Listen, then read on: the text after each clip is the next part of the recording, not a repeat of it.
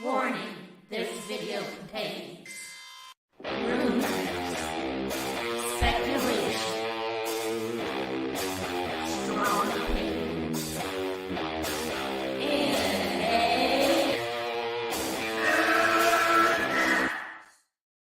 You want to come on the show? You want to come on? Do you want to come on then? Do you want to come on? Do you want to come on? You want to come on? If anyone wants to come on, do you want to come on? Breaking news!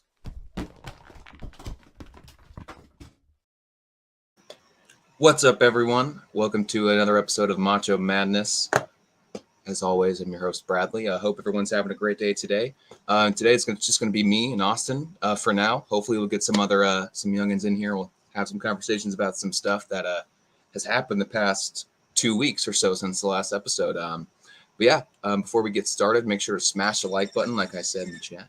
Smash that like button, hit the notification bell so you know when we're doing episodes of Macho Madness, so you know when Max is doing episodes of Movie Madness, and so you know when Ramblin' Man is doing his show as well. Go check all their shows out.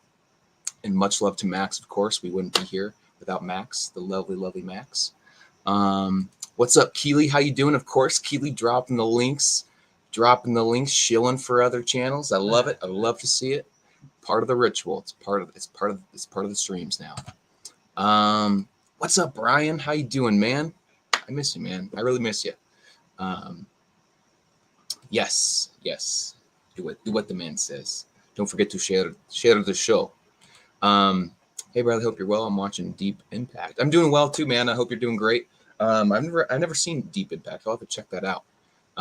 There's a lot of movies on the list right now that me and Austin have to watch. There's so much shit that we're watching right now.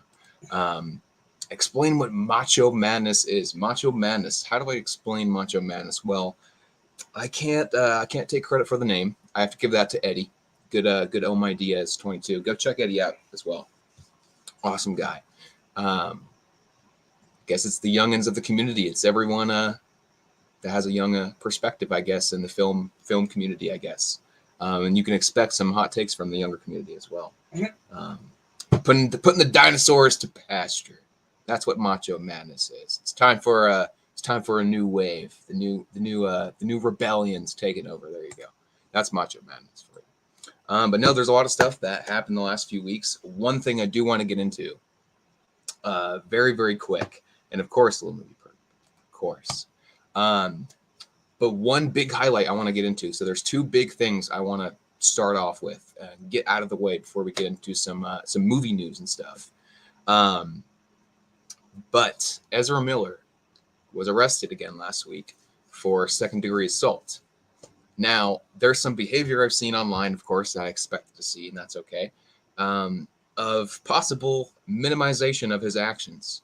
Now, I know in the first episode, I kind of touched on this when he first was arrested. And I kind of, highlighted the fact that, I do think he has mental health issues right now, and I think he should seek help, and I hope he does, and I hope he gets that help, But regardless of his mental health status, that I don't know, no one knows any information about his mental health status, unless you're with him, talk to him every day, unless you're a close friend, all the speculation about his mental illness. Of course, it's pretty obvious he has some issues going on right now. And I sympathize with that. But at the same time, I'm not going to overlook his actions, especially second-degree assault, which is a pretty serious thing. He smashed hair basically on someone's head. She could have died. There could have been very severe consequences to that. And I will not, regardless of what I think his mental health status is, I do not agree with that. And I just don't know. I think that's, I don't know, to be honest. But a lot of people out there that I used to have a lot of respect for seem to have a different viewpoint of things, and that's okay. I don't I guess have any issues with anyone having a different viewpoint, I guess. But when your bias gets in the way of seeing something very clearly going on, I don't know, and you're minimizing it, possibly excusing it, I think it's just gross behavior, and I don't know. Come on, dude. That's a boomer take. You youngins are all supposed to be like all YOLO and based. Not me. That's might be people in my generation, but I'm not one of those people who are like, oh, you only live once. You know, I'm not one of those people. No regrets. Yeah, no regrets. Using mental health as a justification. What's up, Ibrahim Khan? How you doing, man? Using mental health as a justification violence doesn't help the mental health community. It further stigmatizes the community. I couldn't agree more. I could not agree more. And I will say this too, just because someone, here's my thing about Ezra Miller staying and at Warner Brothers. All right. The standard they set for themselves and they set for the public perception with Johnny Depp. Okay. He did lose his libel case in the UK, and I'm pretty sure that's what probably pushed them to firing him from Fantastic Beasts and stuff like that. But if you're going to fire him without the court case that's going on right now, imagine if they waited to fire him and all this information is coming out right now as we speak. In the further weeks, there will be a lot more information coming out, specifically about the case between Amber and Johnny. But if they waited before all this information came out, because all the evidence that's been coming out and stuff is veering towards her being the aggressor. So I just think if you're going to fire him over that, I think you should stick to the standards you set for yourselves. You should also, I think they should also get rid of Amber Heard, to be honest, especially after this court case. Even if she is whatever ruling comes out, and I'm pretty sure it's going to be Johnny. Johnny's pretty much, I think he's going to win this. I hope he does. I really hope he does. But I don't know. Regardless, this isn't. I don't think it's a good look for them to keep her on and to advertise movies with her in it with their brand. I don't know. I just think it's a bad look for them. And Ezra Miller, as for him, the only reason I think they should get rid of him is because the standard they'd set for themselves. You know, if you're gonna do that to Johnny, you might as well. You know, you have two other actors that are in your movies that have done, worse, in my opinion. Yeah, pretty much. Yeah, I agree. I can understand the Johnny situation a bit more, but I agree because of the UK libel suit, it became a legal matter. Yeah, that's why they fired him, and I understand that. It became a legal matter. You know, he lost, whatever. But I don't know. It's just really stupid, to be honest. But that's why I think they should get rid of Ezra Miller. And Amber Heard, if you're going to set that standard for yourselves, stick to it. You have anything to say, baby, about the situation with Ezra? I think you pretty much summed it up. I mean, I said a lot of the same stuff yesterday. I think it's a double standard thing that has to be taken care of. Obviously Ezra has done stuff. He's now a felon. He, has all of that going on. So for me, it's kind of like I said, you don't want the double standard. Johnny lost all of his work, before the trial started, before a lot of this came out. So I think it's only fair that Ezra and Amber should be in the same boat.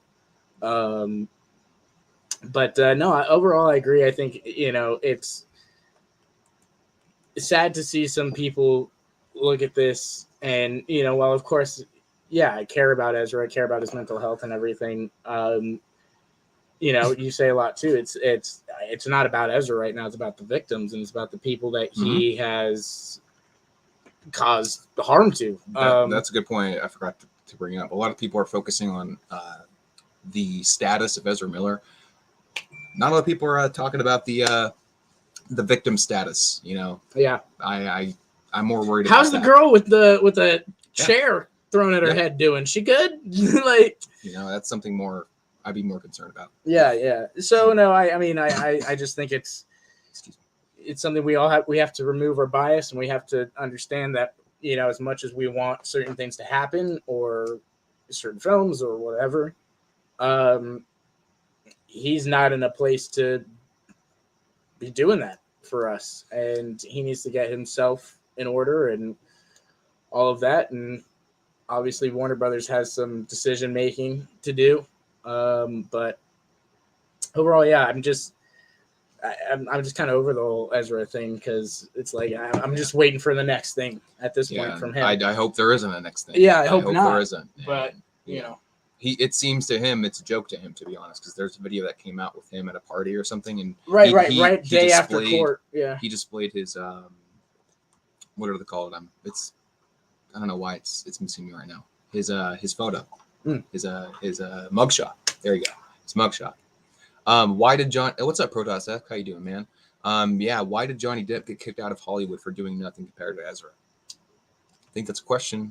It's a very valid question that has still yet to be answered. I'm waiting on that question as well. Ezra Miller has a pattern of behavior to me that that's what leans me toward them needing to be fired. And I'm sorry if I've been referring to Ezra as he or him. I know his pronouns are them, so that's my mistake. I totally slipped my mind. So don't want to disrespect that. And I want to be, I want to stick to that and be respectful of that. I was shocked a year ago when Warner Brothers didn't release a statement after he choked that girl on video. Yeah, I wasn't really shocked about that, but it's whatever. Katsuka, my guy, what's up, Katsuka? Katsuka. May have a few hot takes for you later on. Just stay tuned. Honestly, that's pretty much all I have to say about Ezra Miller. Do you want to? I think that's about it. No, I'm like I said, I just want some consistency here, I agree. I couldn't agree more. And the next thing we kind of just touched on it a little bit, but the next thing I want to kind of talk about is the Johnny Depp and Amber Heard case. Now, one thing I want to quickly touch on is, first, before we get into that, we have someone very special joining us. Our good friend Diao. Oh yeah. What's up? Let me fix this. Oh yeah. What's up, man? Hey guys, I'm doing the max thing where I literally was gonna let me take a quick nap. And then I wake up and it's 11:40. I'm like, no! No, wait. Me all the time. I feel it, man. You're all good though. We just got done talking about Ezra Miller getting arrested again. Did you want to give your quick thoughts on that or anything?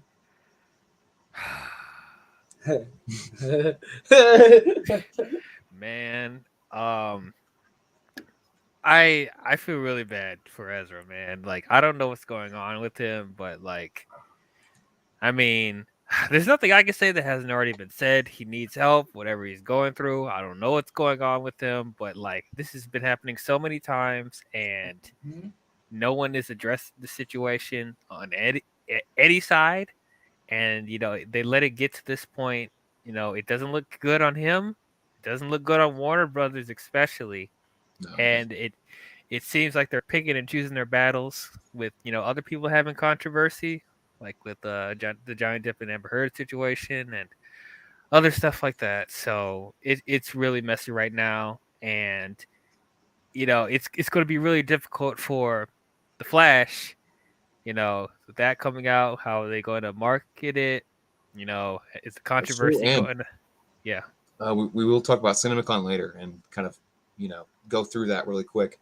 All the stuff that came out in the last few days, including today. But that's kind of one thing that was talked about when the Aquaman 2 footage was shown, that nothing from Mira. Nothing. And to be fair, they don't really have a lot they can show right now because, they're up to their, neck and visual effect shots and stuff like that. But right. I just thought that was interesting. I'm sure that was on purpose. And the same thing with Ezra and the Flash. People were pretty much saying it was more of a Michael Keaton teaser. But yeah, I agree with you. I agree. And something I screenshotted yesterday, someone tweeted.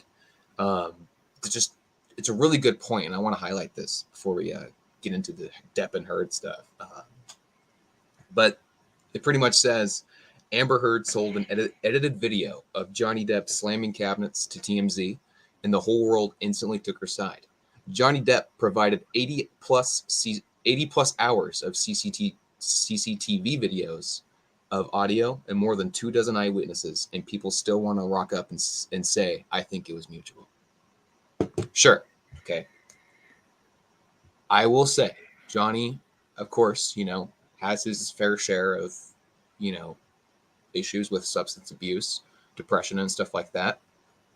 But from the evidence that's been put in front of us the past 2 or 3 weeks, and just from the testimony, watching, I have about 2 hours of today's testimony left to watch. I'm watching all 8 hours every single day. The first thing when I wake up is put on the testimony. I want context. I want information. I want all the facts to back up why I think Johnny is innocent. Because I don't want to be these type of people like Andy Signor. They're like, oh, demonize Amber, demonize whoever. I don't think people should demonize anybody without facts, context, and all this information that's been given to us as of late. So I need all this stuff to form my opinion. I think that's important that other people do that as well, and not just read headlines and oh, this is what happened today. Actually watch the context and what the witnesses have to say, what they're I just think that's all very important. Yeah, I definitely agree. I'll admit I haven't been watching all of it because I don't personally have time. No one, not everyone's the same like me, so it's okay. Yeah, you got time on your hands. I do that. But I have been watching. Though I have been watching like a good amount because just to have me be able to serve my opinion without it being biased either way. I want to see both sides as well. So I definitely agree that people should, get all the facts and not just easily look at, highlights or whatever, saying that, oh, see, Amber's crew is bad. See, this happened. Okay, well, okay, what about the other side then? Okay, but I agree. And can I just say, her team is just shit. Oh, garbage. She one of her lawyer, I believe her name is Elaine. I'm not sure. She has short blonde hair. But she literally asked one of the witnesses that manages Johnny's Island. The son is in the Bahamas, right? That's a question she asked, and I just had to sit there. And she objected to her own question. One of them objected to their own question at one point. It was hilarious.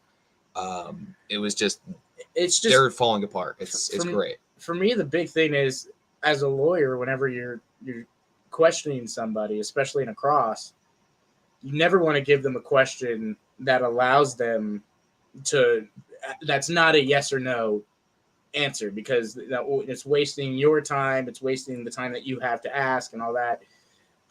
And these guys just ask the most open-ended questions. I think it was yesterday, the day before, that they asked Johnny.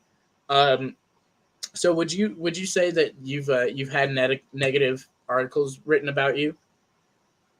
And instead of going, would you say that you've had negative articles written about you since your divorce? Since that open opportunity for him to go, yeah, since the start of my career, which ones? Can you be specific? And you made the lawyer stand there for like 10 minutes pulling up all the articles they had. But that's the thing, is I just don't understand why these guys are asking such broad questions. And because Johnny is working that lawyer team like nobody, like, and Julia Roberts from Pretty Woman. They are done. Something I've witnessed too, from his witnesses that have come to the stand so far that testified for him. I think yesterday, the psychiatrist who evaluated Amber Heard, she has all these credentials. She went on like for at least 8 minutes about just what she's done in her career for 15 years as a clinical psychologist, things she experiments in and stuff like that. But she was very, very engaging with the jury. She was very, very, she had a smile. She was very engaging just with the lawyers and the questions and stuff. So she did a great job. And I'm sorry, anyone who believes Amber Heard, good for you. Give yourself a pat on the back. Cool. But after hearing the psychologist who evaluated her, that has dealt with PTSD patients and, studies with PTSD for years of her career, said that she found no symptoms of PTSD in Amber Heard. She found that she has two different types of personality disorders, borderline and histrionic personality disorder.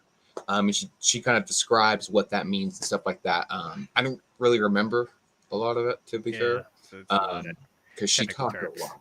Yeah. Exactly. She was very smart. She was smarter than I think. Bruh, he was anyone not. I've She ever was met. not letting those lawyers like Yeah. outsmart her. She was being smart. very specific with her words. I thought that was really interesting because she had mentioned she's never testified Mhm. before. This is her first case that she's done, and she She did did great, amazing. phenomenal. Because that's the thing is these lawyers, they keep trying to get the witnesses into this. You know, they want you to admit to something that's not true. Oh, so you had dinner and drinks with Johnny? No, I was interviewed, and dinner was served. Trying to make it look like something it's not. And so no, she was on top of it, and that's you do have to keep doing that with lawyers like that. Just keep, because there's they'll go, didn't you say blah blah blah blah blah? No, I didn't. Don't twist my words. So no, she handled herself incredibly well, and then with her background, Irvine and frickin', what was it, Pepperdine, studied with the military. That's the other thing. Her first question was, "Oh, you're not board certified, are you? You can't discredit. Even if she's not board certified, you cannot discredit all of that stuff that she had, all that training that she's gone through, years worth of training." She's a licensed psychologist in 2 states, right? California and a forensic, Come on. and for forensics in Hawaii as well. She works with forensics. No, but it's just very interesting, the stuff that's been coming out recently. The past today and yesterday has been pretty much witness testimony and stuff like that, from where they live. Right now, I think I'm watching his one of his talent managers, and there's a lot of interesting stuff. He's very I like this guy. He's very standoffish. He's very, very cut to the chase. Like, come on, I'm not going to answer that, or I can't answer that. That's not a good question. But no, I think it's going to be interesting hearing the star witness testimony from both sides, because apparently Amber Heard has Elon Musk and James Franco apparently coming to the stand, because Amber had a baby last year. Because Elon done put a baby in her. That's pretty much what people think. She hasn't revealed who the father is. I don't think she will. Probably they might ask about it. The child's name is XX-24. Oh, God. Jesus. Didn't he buy Twitter recently? Yesterday. Yes. Yeah, that's nuts. Yeah. But no, Johnny Depp has Paul Bettany coming into stand to testify for him, because there was messages between him and Johnny joking about, allegedly joking about, killing Amber, doing all these things to her body, and some pretty out there shit. It didn't. I'll be fair. It didn't look good for Johnny. It's never a good look when stuff like that comes out. Yeah. Oh God, not Elon's secret AI baby. Yeah, it probably is, to be honest. But no. And the last thing I found out today that I didn't. So I'm just doing a lot of research. I want all the facts. I want everything. Right. I want to. I still have to go through the 100 hours of audio recordings of them arguing that have been released to the public. So I'm going to go through those eventually. But I found out today that there's more to be unearthed, including correspondence between Heard and her Aquaman co-star Jason Momoa, James Wan, and Zack Snyder. Okay, I'm really interested in the Zack Snyder thing, because he's the one that brought her back as well. So I'm like, what's up with that? I don't know. It's going to be interesting. And there's also emails between Depp and J.K. Rowling and Jack White that'll be addressed as well. But for people who don't know what correspondence means, it's basically like letters, text, conversations they've had over, devices and stuff like that. That'll be presented. And also they were talking, I think it was the other day when they're talking about a yacht Johnny Depp was selling to someone. He sold a yacht to J.K. Rowling. I just thought that was kind of funny. Okay, that's all right. But yeah, honestly, I don't really have anything else to say about the Amber Heard case, because it's still going on. But we'll definitely have more to say in 2 weeks when we have episode 4. There's going to be a lot of shit that comes out in the next 2 weeks.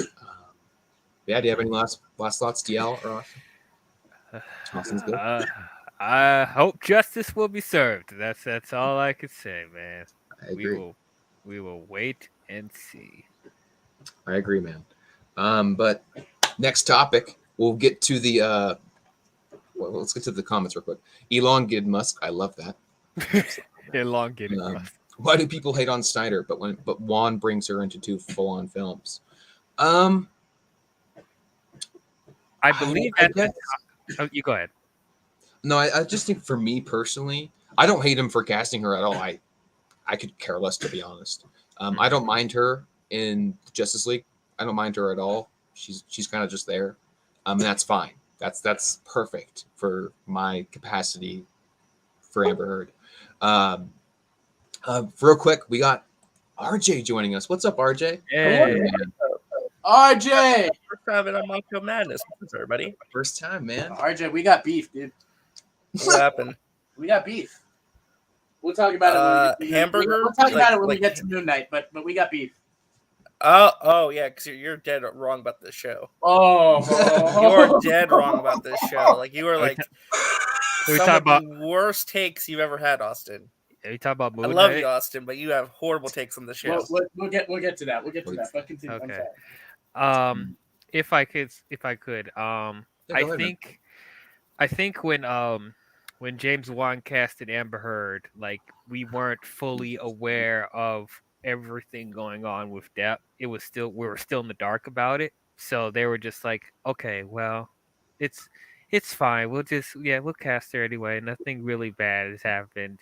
But as it went on, and when things started to get more stuff started to reveal itself, then that's when people started to be like, okay, Amber Heard's kind of a piece of shit now. So that's why it seems a little bit right.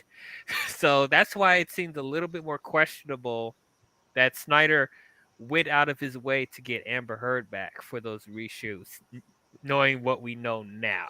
What was up with that weird British accent? Yeah, I I don't think- know either. I always questioned like why she had a British accent in that movie, but not everywhere else. Yeah, that was weird. Creative differences. Weird. That's all I could say. Yeah, that was super odd, but in my universe, you're British. Damn it. Yeah, like why in Snyder's movies the Atlanteans can talk underwater, with air bubbles, but then in Aquaman's movie they could just talk underwater normally. So creative differences. no, but there was a shit ton of stuff that came out of Cinemacon. Quickly, I'll just go over the DC stuff. We'll go over that. Obviously, the Flash. Some footage showed up about the Flash. Yeah. Well, yeah, about you that. could say the Flash wasn't necessarily in the footage. Yeah, so funny The note about Flash that wasn't whole in Flash his thing. own footage. No, he was there, but they wanted to pretend he didn't exist. No, they said that at the presentation they did not utter the name Ezra Miller. They didn't say starring Ezra Miller. They didn't say this movie features Ezra Miller. They talked about every other actor but him. Oh shit! See, this is what I'm talking about, Bradley. This right here. How are they going to market the movie with all this controversy? He's the main star. They're going to try. They're going to market it by focusing just on Michael Keaton. That's their plan.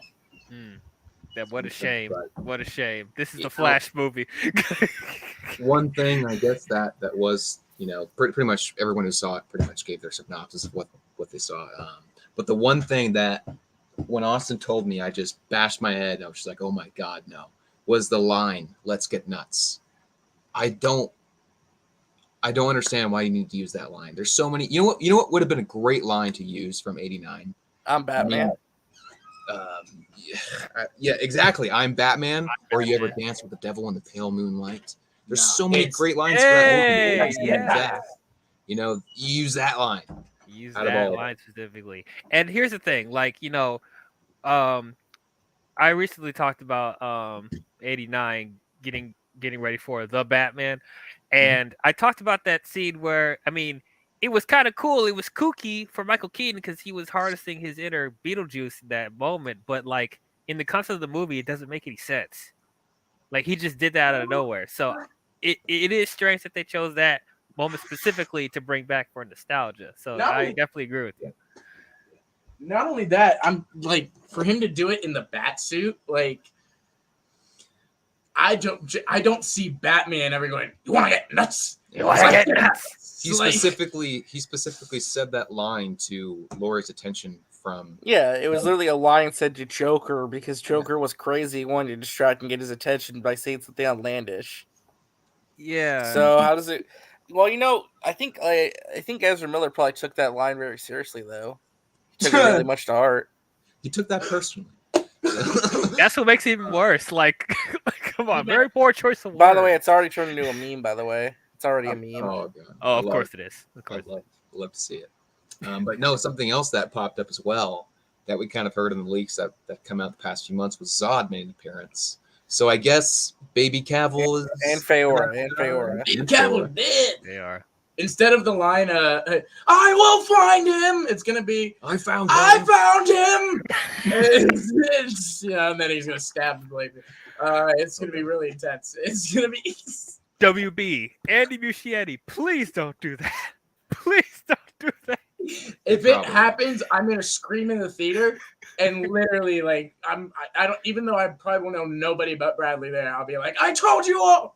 Well, that'll be interesting because something else that we want to get into, Steven Weintraub, I think I'm pronouncing his name right, but I believe he's a member of the press that was there at Cinemacon, but he said, he tweeted this out, and this is his tweet. He said, "If you know me, you know how much I love Superman. So when I saw Warner Brother Pictures chairman Toby Emmerich tonight, I walked right up to him and asked about the next Superman movie. Won't say what he said to me since it might have been off the record, but progress is being made." So there is some word on that, I guess. But we'll have to wait. They could mean it. Believe It could that mean anything, though. It's when I thing. see it. It could mean the Ta-Nehisi Coates movie, the Val Zod movie, the Cavill. It could be anything. So we'll see. Yeah, man. It's like we've heard this before. Like, oh, Superman. Well, I mean, in it the most works, likely is that Ta-Nehisi Coates movie. There was rumors a couple weeks ago, right, that the first draft's being turned in a couple weeks and all that. So that's kind of what I think it is it's most likely that. I don't want it. I don't want it. They're most likely gonna make it, though. That's the thing. They're gonna make that movie. They probably end up well, knowing them. But Not saying it's what they should do, but it's probably what's most likely gonna I happen. mean, yeah, right. You're right. You're right. How unfortunate. Okay. We'll get to it. We'll get to the DC stuff, and then of course, the it's in the thumbnail of the video. We'll talk about the Avatar 2 synopsis and Fire! how much I don't care. And I'll talk about how much you should care. That's right. That's right, yeah. But no, there's a Shazam teaser as well, and basically the teaser shows a dream, kind of with Wonder Woman, but it ends up being Mirren, or the Wizard. Wizard. It's the wizard warning him of the Daughters of Atlas.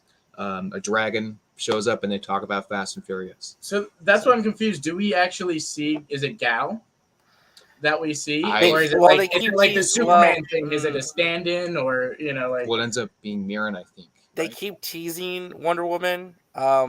It's more than likely it's a long. Remember, like a joke throughout the movie that'll get paid off at the end. I think Wonder Woman will show up. That's what I was thinking. Is that it's probably like the Superman thing. That's a stand-in. You see her from behind, and until the very end of the movie. Like I feel like she is going to show up at the end. Like I do too. Yeah. That'll be pretty. That would be if that's a joke and stuff throughout. That would be pretty funny. That would be pretty good. That'll probably be the running thing with every movie. They'll get a Justice League member or something. Yeah. That'll be pretty cool. Except for Flash. I don't think they're gonna get Flash, but no. So I'll be honest. I'm actually the more I hear about it, I'm actually looking forward to Shazam 2. Oh yeah. Really. I do like the first one, and it was like better than what I thought it was gonna be, but I didn't think I would see this in theaters, but I think I might if it looks good. I do have a lot of interest in it. I definitely want to see it, but other than that, we have Black Adam and Aquaman to get to next. I have an issue with the Black Adam thing. We'll get to that. Oh okay. God. Quickly, we'll just go over Aquaman because not much was shown. Pretty much everything that was shown was, he teams up with who does he team up? Well, it's the Justice League. No, Aquaman. Aquaman. Oh, he teams up with He Orange. teams up with Orange. He teams up Orange. with Yeah, Orange. it's the exact same plot as Thor: The Dark World. He teams up with his Right, evil right. brother to stop a villain that's gained the powers of a mystical army or force. Yeah. Which it's the exact. Listen, it'll probably be better than Thor: The Dark World, Yeah. but it's still Oh, the exact definitely. same plot. Yeah. I'm At just least excited for Black Manta's a Panther. better Yeah. villain. Black, yeah. Absolutely. Also, I know you guys talking about Amber Heard. Did you see what was said recently, by the way, About what? about Amber Heard and Aquaman 2? I did not. I was told, this is someone, a friend of mine, AJ, Mhm. Darts. Yeah, He yeah. told me and he tweeted that based on what he heard, Amber Heard is barely in the movie. Like That's what she's I in the movie thought. very, very little, to the That's point where what if they wanted to, they could easily reshoot her scenes and replace her if they wanted to. Thank God. That's what I had thought, and I thought too. They Like have it's enough, mostly a brother film between King Orm and Aquaman. and That's the movie. and they do have reshoots. I think still to do, probably at some point. So I did kind of figure too that they could probably reduce her role, even if it was. Yeah, if they Well, want to. I don't think they will, but if they want to, they can. Well, I think depending on the outcome of the case, and Yeah. and because Warner Brothers, for some reason, they have pretty quick judgment, so I wouldn't be surprised. Okay, let's play a little game of over and under then.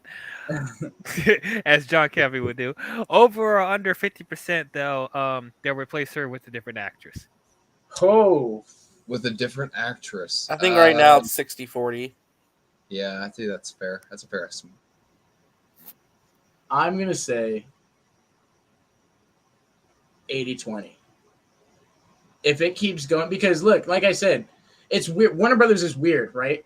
When it comes to what fans want in the movies, they don't really listen.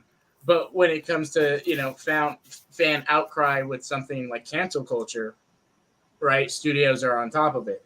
So, Johnny, as soon as Amber had her piece and all that and stuff started, going with the case in UK, Johnny lost his job.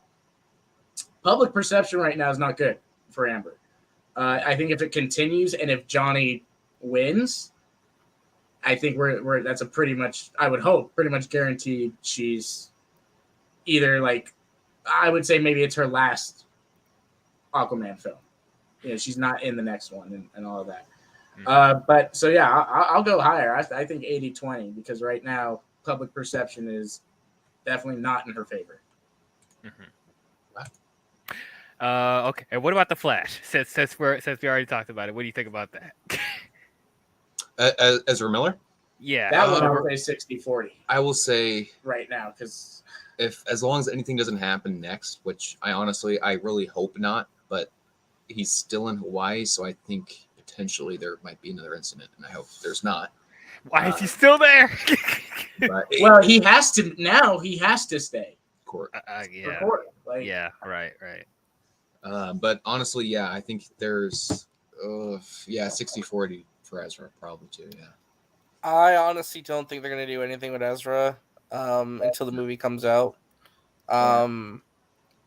They got some time, so if they want to do something, they can. It'll be very interesting, though. I don't know. Very interesting. Mm-hmm. I know they could do one of those, he could get better and stuff and make a comeback story and get press for him. And that'll probably end up happening. I hope it does. That would be the best case scenario, and I hope it happens. But sometimes it's not always the case. Yeah. But yeah, that's pretty much it for Aquaman 2. I'm excited for it. I guess I'll see it in theaters. Maybe. I'm definitely seeing it in theaters. I really enjoyed the first one. I love Jason Momoa as this character, and I love me some James Wan as well. So I'm definitely seeing it in theaters. No, I think it'll be James Wan. Something he definitely knows how to do is make a second movie better than the first movie he's done. Yeah, so I am excited for that. But for the Black Adam stuff, basically, you got some pretty cool lines from him. One of the lines, I don't know all of them, but one of the lines that was stated from him was, "Heroes don't kill people. Well, I do.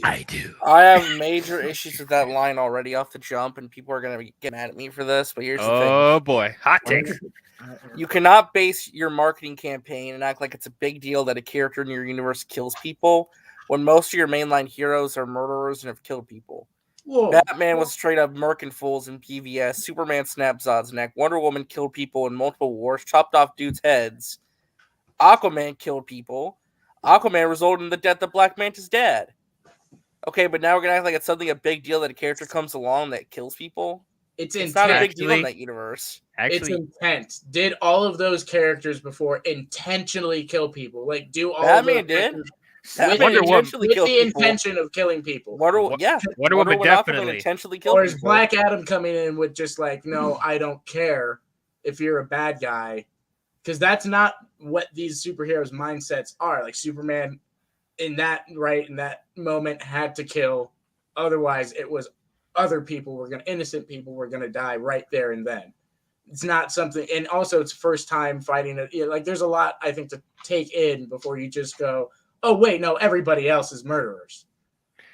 yeah, I definitely see where RJ's coming from though, because like they're making They're making it seem like it's a big deal. That's the thing. Exactly, and it's like I'm kind of in the middle of that now that I'm thinking about it, because like at this point it's not really the biggest deal if Black Adam decides to kill people and doesn't care, because like before that point the heroes have killed before, whether it was intentional or not. So, but at the same time, it is all about intention. If this Black Adam's going to come in and kill people and he doesn't give a shit, then yeah, that's what that changes the foundation of the tagline, I guess.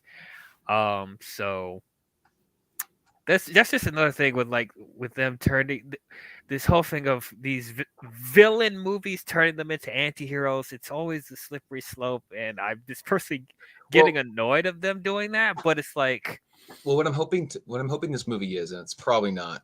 This is probably not how it's going to go. But what I'm hoping this movie is Black Adam's the villain.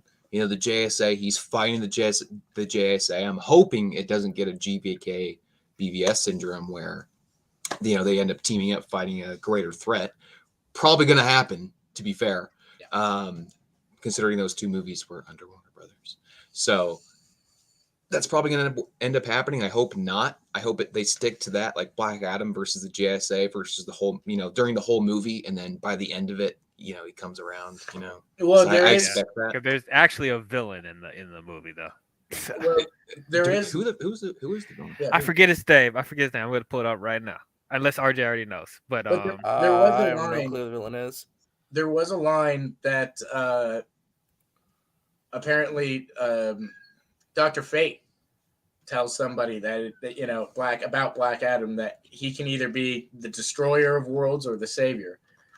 So I mean that probably gives you a little clue as to probably they'll convince him. Now, I really don't want to get too much into this because we're not really talking about this today. But I'd rather not. I'll going just say on? this. The only thing I'm listening yeah. is not in every interpretation. He has always been. Nope. So It's a very selective thing that it's only really happened in the movies because it's very Okay, hold on. difficult to not write yourself in a quarter. You make that choice. Okay, before we get into this, so the villain for Black Adam is apparently Sabak. Sabak? Sabak. Yeah. I'll do some research.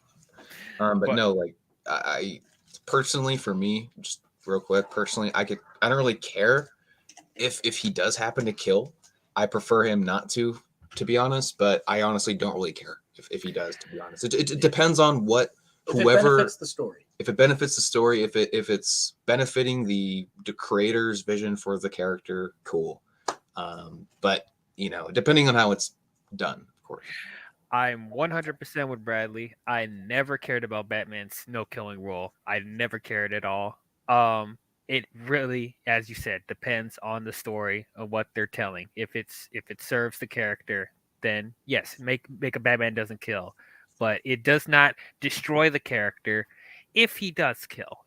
At least in my opinion, because there are versions in the comics, in movies, TV shows where both has happened. you know, and so. And also, me personally, I know this will trigger RJ and hardcore Batman fans, but it's like his no killing rule is inconsistent sometimes. That's what's really frustrating about it.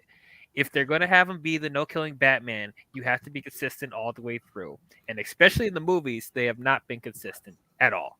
So that's all I got to say about that. I agree. I agree. And also, you know, I think you're completely right. Like, you know, for me, I've never cared. As long as it serves the story well, you know, Dark Knight Returns, the graphic novel is, you know, he may not kill people, but he's way more brutal. He's way, you know, and it serves that story. You know, so as long as it's something like that, I'm all for it. You know, obviously, if it's not like fucking, you know, Batman's murdering people like full on Keanu Reeves and Berserker, Right. you know, he's not full on going, you know, as I don't want to see that. No. Well, I mean, like I said, I don't mind it somewhat, but to explain the issue really at the end of the day is how it's portrayed. I feel like there was a glorification to the murdering in BVS, for example. But the thing is with that, it was part of the character arc. And that's perfectly fine. If it serves the story, then do what's best for the story. That's why I'm not really upset about that. I think just people do a lot of mental gymnastics, though, to like act like he didn't kill people or, oh, it's perfectly fine. Instead of saying, well, it's part of the story. Like, just say that. It's fine. Mm-hmm. I mean, like I said, I have my preferred Batman incarnations. I think what Matt Reeves did, for example, was more up my alley. I think what people like Bruce and Paul Dini did in the Arkham games or the Batman the Animated Series, more up my alley in terms of Batman adaptations. But I love the Christian Bale movies too, and technically he did kind of kill Two-Face, maybe, sorta. It's kind of up for interpretation. Pushed him off a building. Well, I would say he tried to save a kid, you know. So in the process, he pushed him off a building. Well, Two-Face, you know, he struggled too much. If you just would have let Batman handle it, his neck would have snapped. That, and to be fair, he did shoot him, and he was about to kill him. So I mean, what's fair is fair, I guess. Chance. It's all a chance.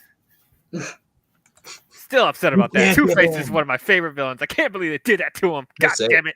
I have my issues with the Dark Knight, but that's one of my favorite lines is when he talks to Batman. He's like, "You can't give in." I agree. That was nice. That was good.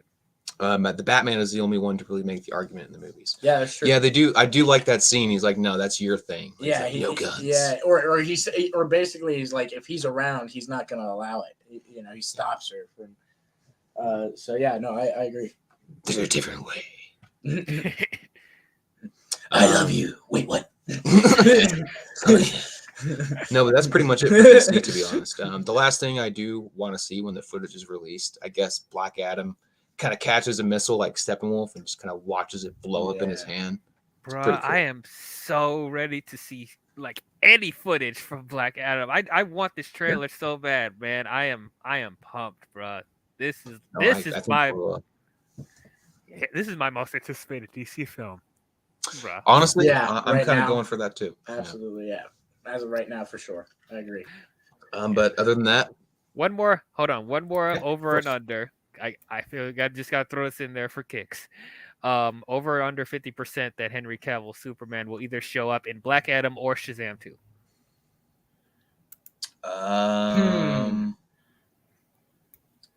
Very low. I think after those movies, I think would be a better, higher percentage. Fuck. I don't know. I'd say at least 30-70 for me, to be honest. There's a very low chance of him coming back in either of those movies. You know, I hope he is. I hope he's like at the end of Black Adam or something. That would be cool. Because they have time. They would have plenty of time to reshoot that really quick. Just put him in a post-credit. Right. You know, put him at the end or something. Yeah, that's true. But yeah, I think that's 30-70 for me. Okay. I think it's really low for either. I'm going to go 20-80. I think it's pretty low chance that he would show up, but boy, I'd be pretty happy if he did. It'd be great. Yeah, just for clarification, what's your question, DL? Over or under 50% that we'll see Henry Cavill appear in either Black Adam or Shazam 2, in whatever capacity. It doesn't. I think honestly, this is my opinion. I feel like because Black Adam and Shazam are doing their reshoots at the same time, I believe that Black Adam is going to be a direct lead into Shazam 2. There's going to be some kind of post-credit scene to set up Shazam 2. I think you will see Black Adam show up in a post-credit scene for Shazam: Fury of the Gods. I also believe that Henry Cavill will show up in one of those movies, yes. Right now I'm leaning 60-40, 60% saying yes. Okay. I genuinely believe they're going to do a cameo.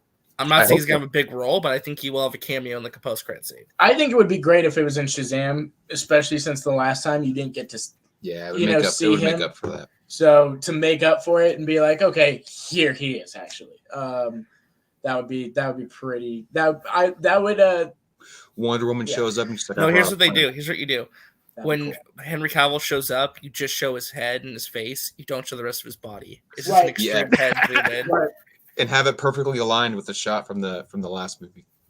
There you go. Yeah, man. That's the way to do it. But that's pretty much all that happened at DC. You guys have any last thoughts? Man, I just hope all of these movies are good. I want DC to succeed. You know, I guess people consider me a Snyder bro because I love the Snyder Cut and I love Snyder as a director. But it's like, as I said, I don't need Snyder to have a good DC film. You know, I just want stuff to be coherent. You know, I want the actors to not go through a bunch of drama behind the scenes. I just want everything to be good. You know, even the Flash, like, even with all the stuff going on, I really want to walk out being like, man, that was a good movie. You know, that's what I want for all these films. So I hope they also. We'll get into this. We're going to get into this later. No, no. No, no. We're not getting into this now. Oh yeah, wait. Don't worry. But the last thing I really want to touch on is Avatar 2. And there was some Universal stuff that came out today we'll quickly touch on. But God, I'm going to burn it when he's sleeping. Yeah, you better not. I'm sleeping with it now. I'm straight up going to hold it. Yes, put it in your, yes. So you are. But we got the title and we have the synopsis of what was in the footage that was shown. So the title is Avatar: The Way of Water, which doesn't really very on the nose. Yeah, I don't know. Could you imagine, by the way, real quick, could you imagine if Avatar 2 and Aquaman 2 open up against each other like originally that was what's going to happen? I would be so happy because Avatar 2 would eat. I was actually very interested to see what would have happened if that would have stayed. 2 movies underwater. One filmed with CGI. The other, James Cameron built a freaking tank and filmed things actually underwater. And I'm kind of glad they pushed Shazam a few days, but it doesn't really do much. Dude, they should have gave it a whole week. I don't know why they're like Monday.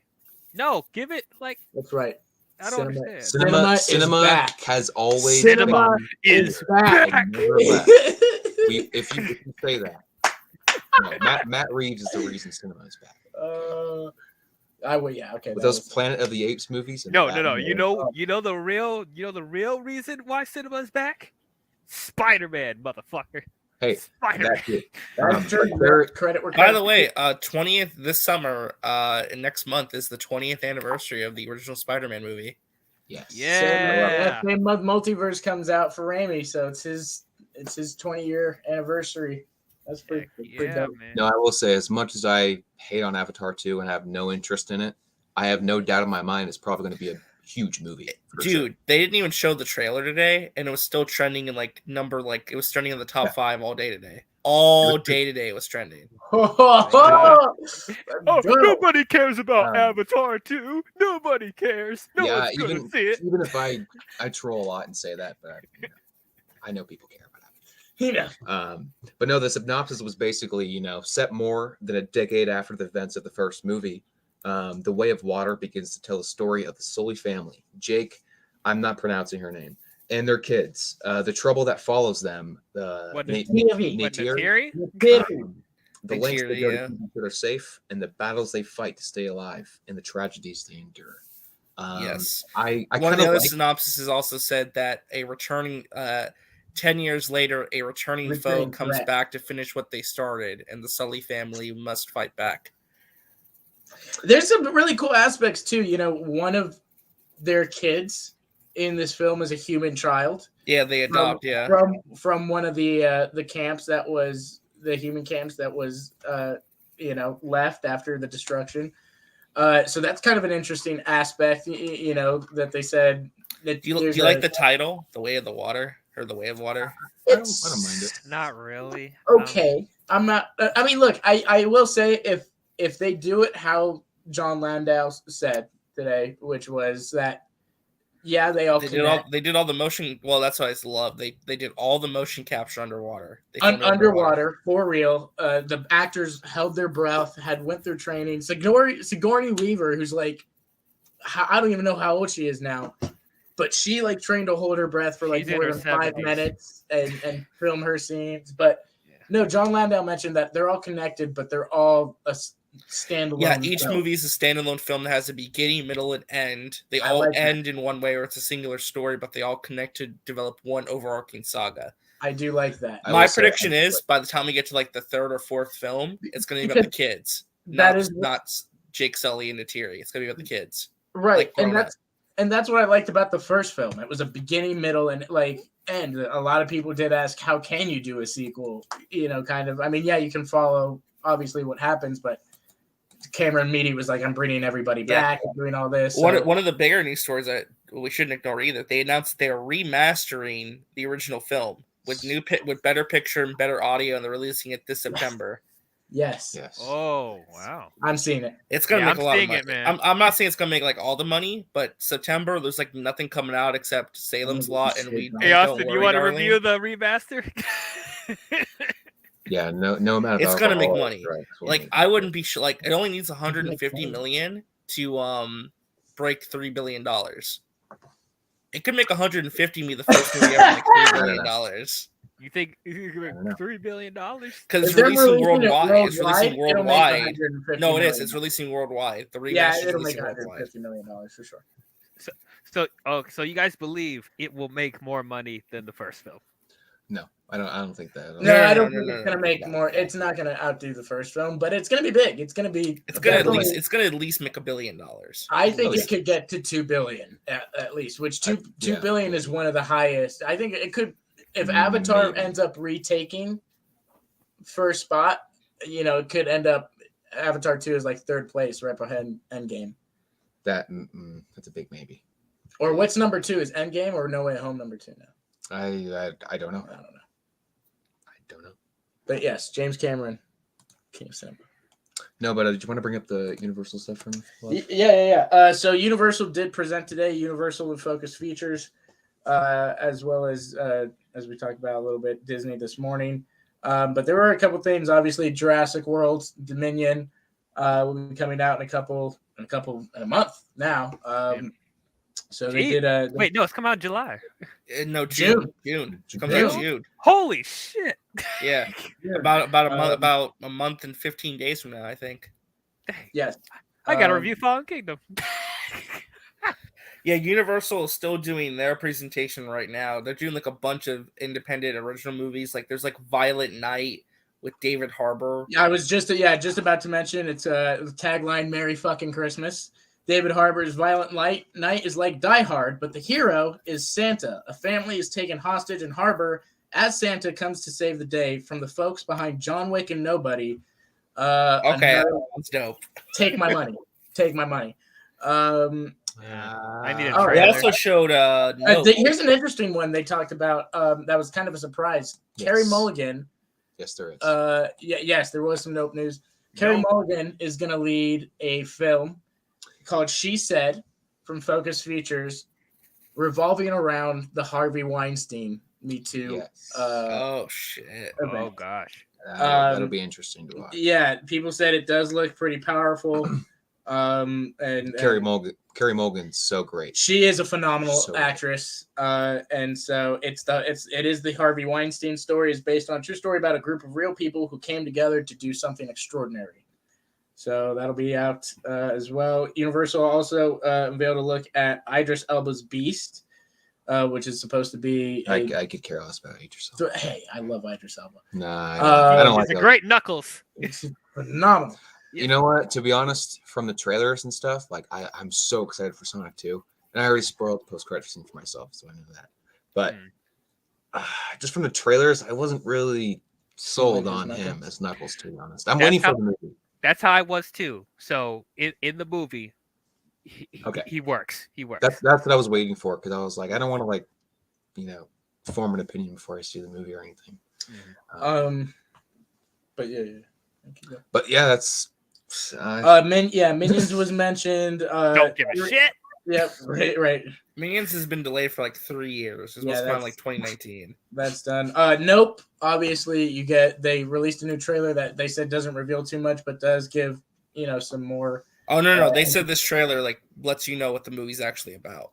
Yeah, to a certain extent. But Jordan Peele was on stage and did say that it still keeps a pretty good mystery. They said that trailer they showed at Cinemacon will be released in the next couple weeks. Weeks. They shot it 65 millimeter in IMAX. and of course we'll see the Avatar 2 in front of Doctor Strange. I forgot to mention that. Yeah. I'm so excited. Yeah. So it's gonna screen exclusively in front of Doctor Strange 2 for the opening weekend, and then 1 week later it'll be online. So they want you to see it in theaters for the first time. I like that. Dude, I'm already going to see it opening weekend. Now I'm even more excited to see it open. Right. Julia Roberts' big return to rom-coms called Ticket to Paradise. God. Just what the world needs. Right. Her and George Clooney was also previewed. Billy Eichner went on stage for his new comedy called Bros, the first gay rom-com ever made by a major studio with an all openly LGBTQ cast. So that was also presented. The horror film from Blumhouse, Megan, with Allison Williams, that has kind of like Chucky vibes, but it's like an AI doll or something. She's an AI doll. This kind of looks like Elizabeth Olsen. It does. Come on, I'm being honest. The stand-in more than I can see it.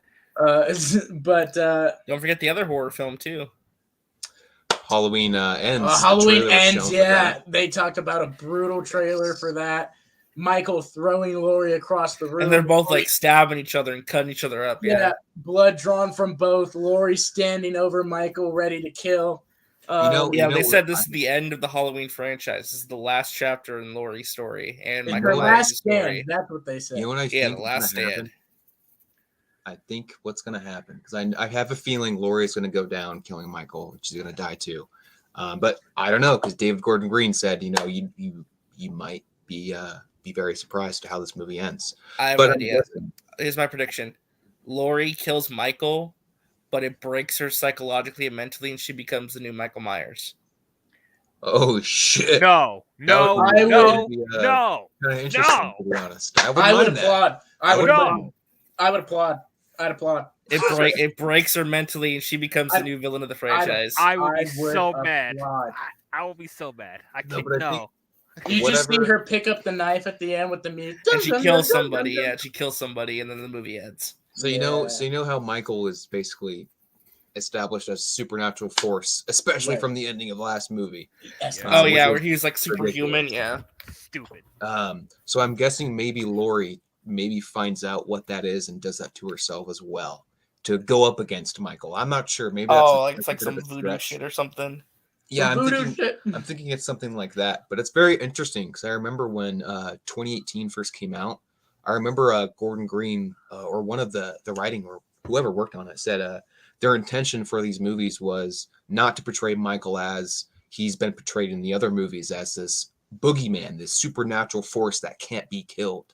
So like they established in the first movie, like he can be hurt.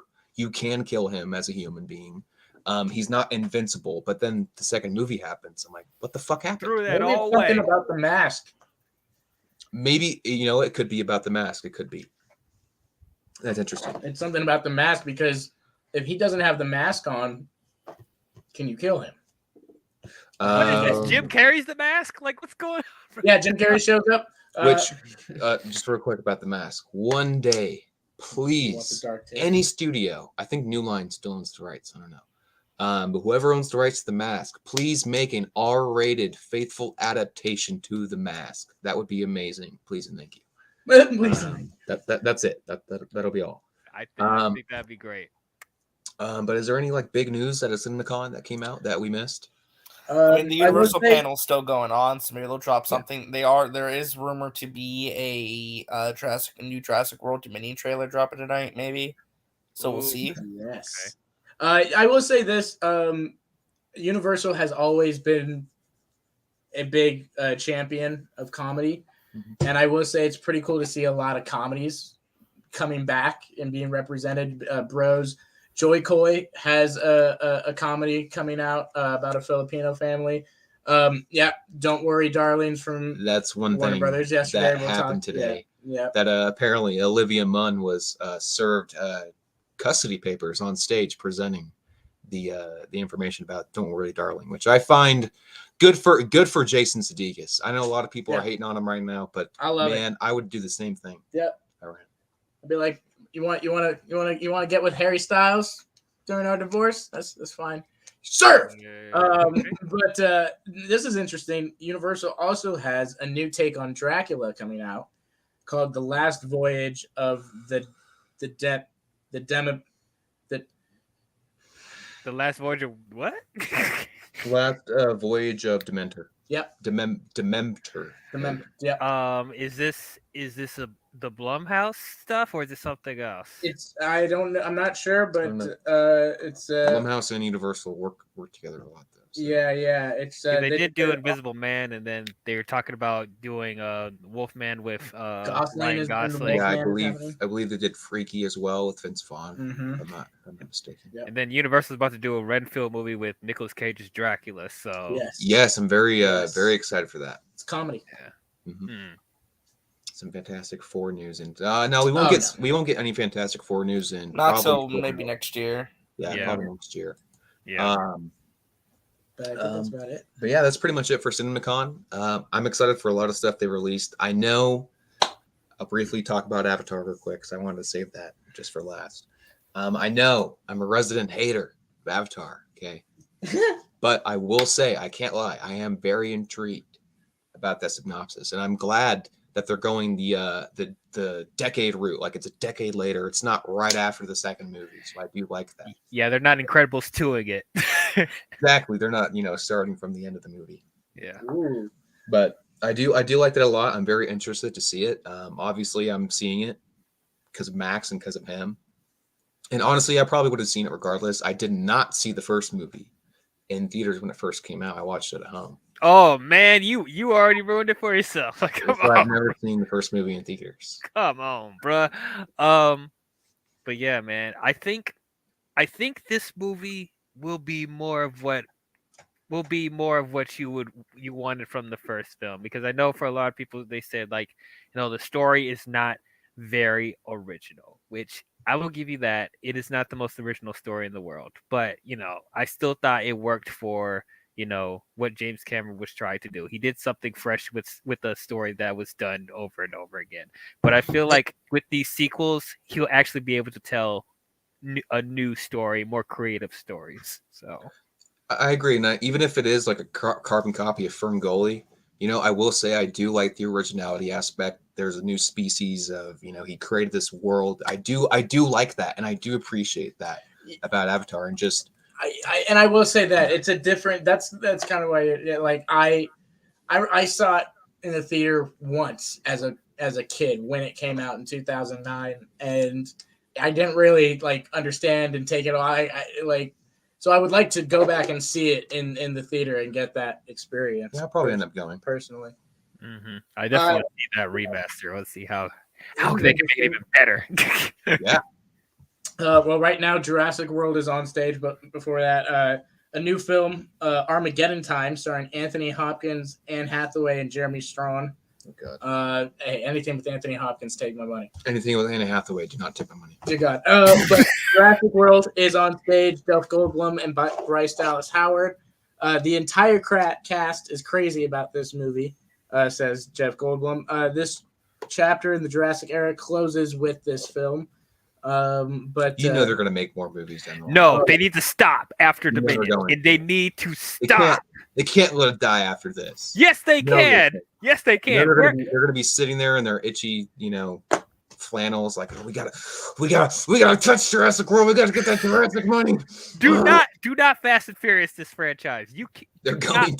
do not milk it. What are they gonna do after this? What are they gonna do? Go back to the dinosaur age. Oh my gosh. Oh, it's just gonna Madden. be a. It's just gonna be a Cavemen.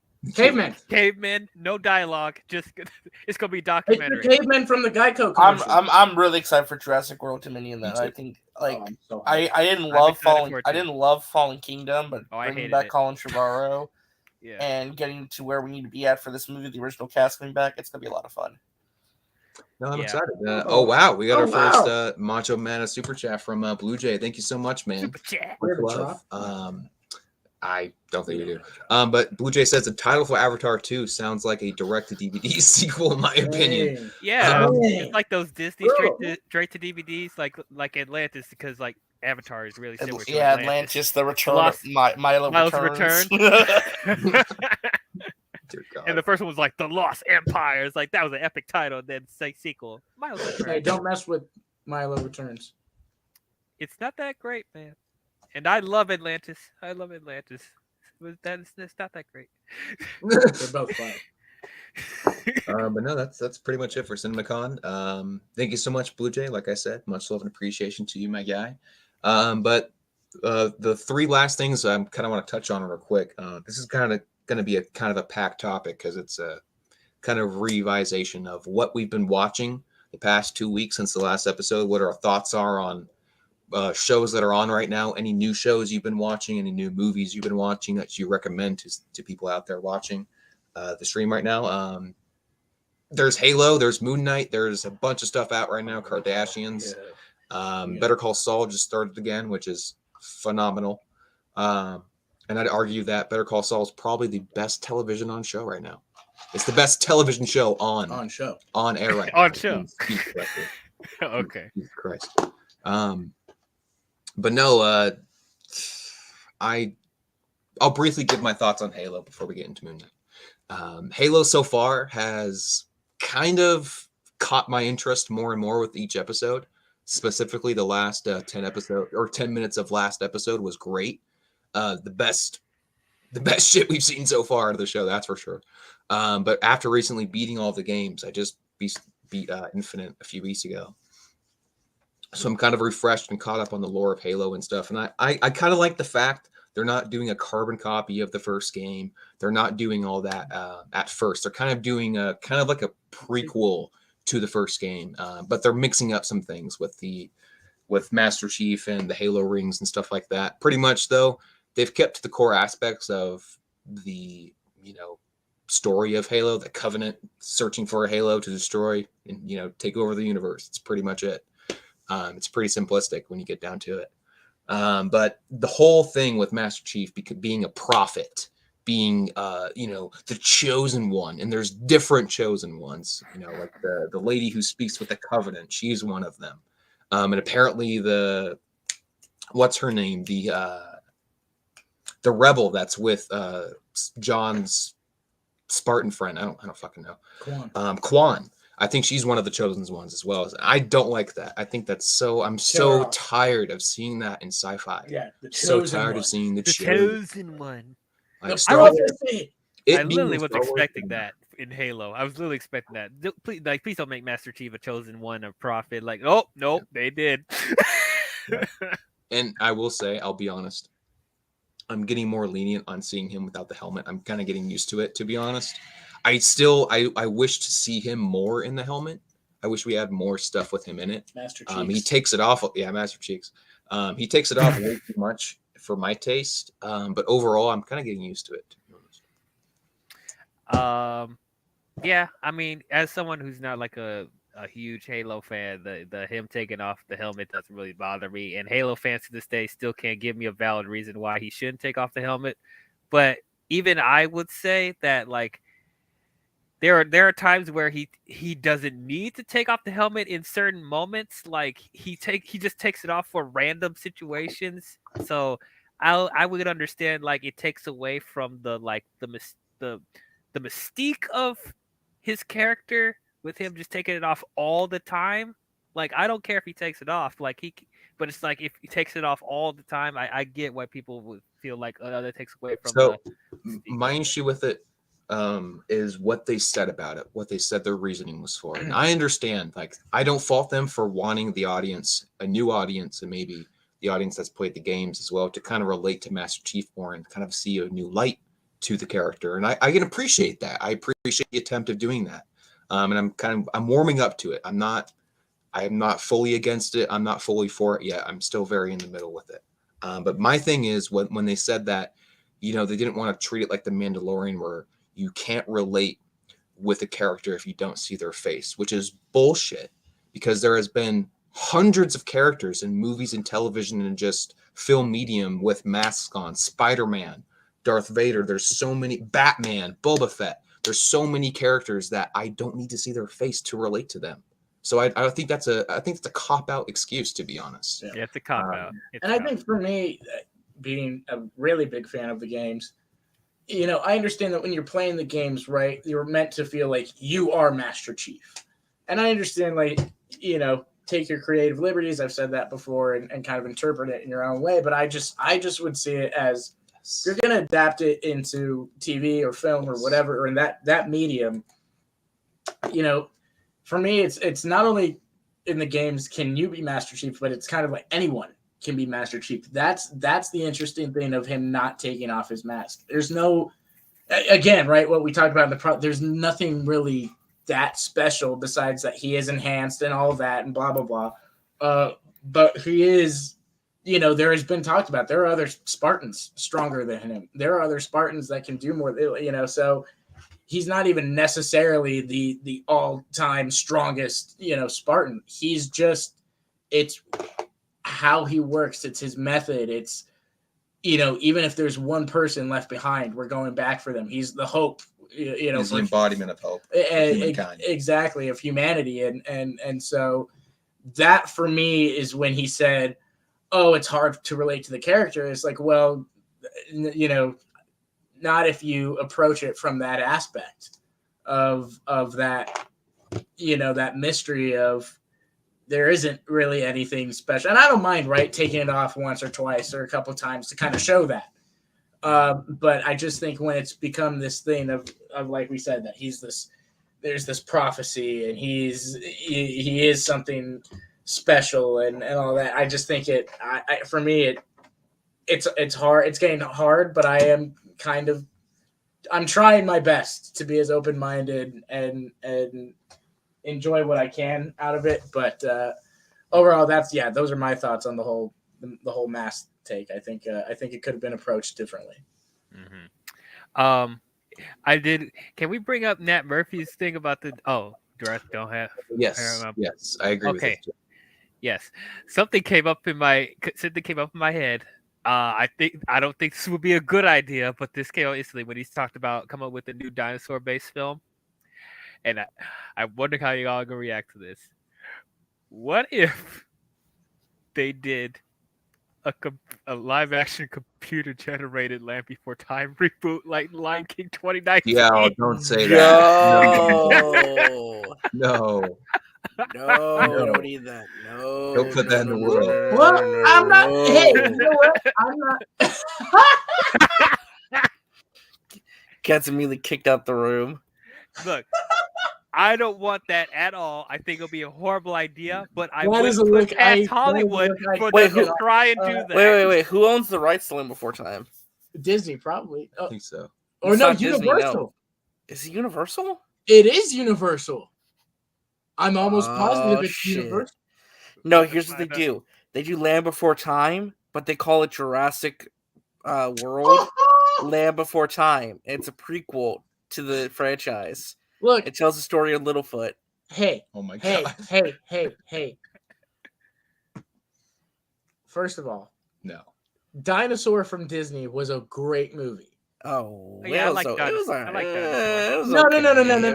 It was a great movie. It's okay. It's underrated. And the it's first a great 20 movie. minutes was a great movie. The first 20 minutes is awesome, and then after that, they talk. They did this. I think they could do the same stuff's pretty weird. They could do the same thing. I think would make it a little more action heavy, a little more I don't know. I'm not opposed to No. it. And it's kind of like the Casper thing. I'm kind of open to the adult version of Casper No. coming to No. yeah. No. Yeah. No. Wait, what? They're Dark take on Casper. They're gonna make him a human. He's not gonna be a friendly bubbly ghost. What? He's not gonna be cute. He's gonna be a human. It's gonna be trash. It's gonna be No. good. Yeah, they already tried that with the first live action Casper. Don't do that again, please. No. Please.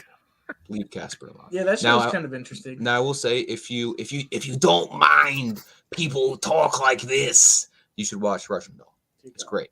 It's great. Okay. God. Honestly, if it depends what you're interested in. They have every Star Trek thing on there you could think of. They have a bunch of stuff on Paramount.